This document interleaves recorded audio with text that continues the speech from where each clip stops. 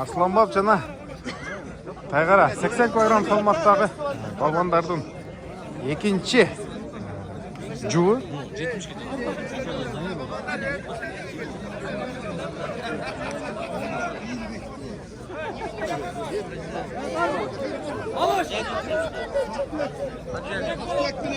Elbek Kıraşdağ, Murat Arhan'dan,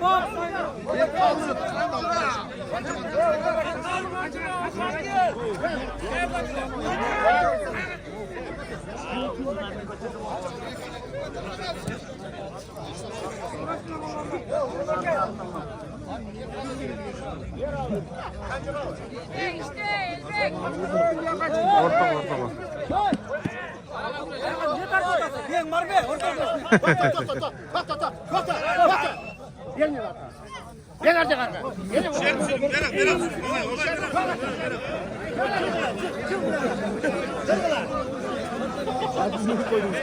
Agay Karabayır da taza. Ana. Jarat da. Mana sağa.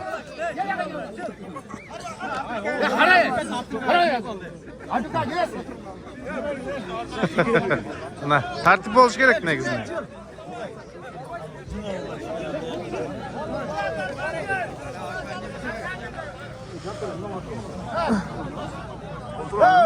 oturuyor değil mi? Ortada kancığa koca bayağı. Yoksa son mu? Ne sıra? Hadi ya. Ha zor.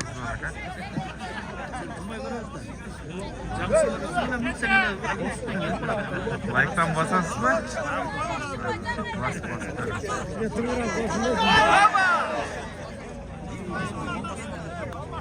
Katı çıkmalı.